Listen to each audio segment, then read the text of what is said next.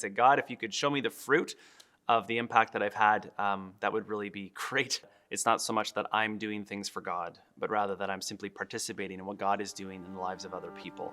So my name is Dan Martin. I'm associate pastor at Wellspring Church in Burlington. Yeah, I think one moment where God was really at work in the ministry that I've been involved in is when I served in a community in northern Manitoba. It was during a season where I was feeling a little bit spiritually dry and just praying and asking God to just show me the fruit of the ministry impact that I had.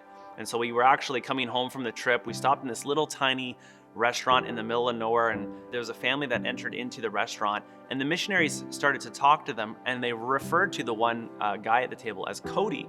And I remembered that 10 years ago, in that area, I actually had the privilege of leading this young 7-year-old boy to the Lord named Cody, and he really changed my life. When he came to the Lord, he had such a joy in his eyes when he first discovered the love of Jesus that really challenged me in my own walk about why did I not have half the joy that this kid had. And it was a turning point in my life.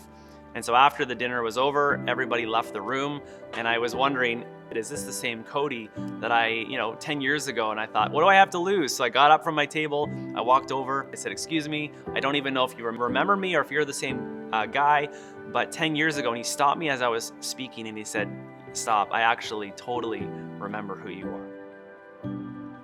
God just used that moment in my life to show me that even 10 years later, that my impact was still changing people's lives. And that was such an encouraging moment in my ministry. I think long-term faithfulness requires long time in ministry. I think the longer you're actually serving in a church, in a context, it's kind of an opportunity for you to actually practice faithfulness.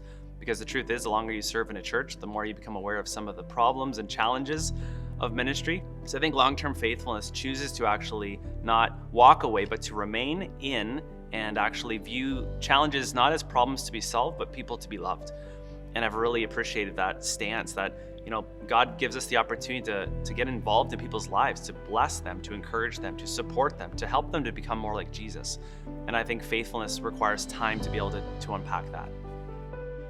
I think another way that we can be faithful in the long term is by investing in networks that can support us in ministry. In my former church, one of the things that I did was heavily invest in some network relationships, both within the Alliance, but also within the city that I served.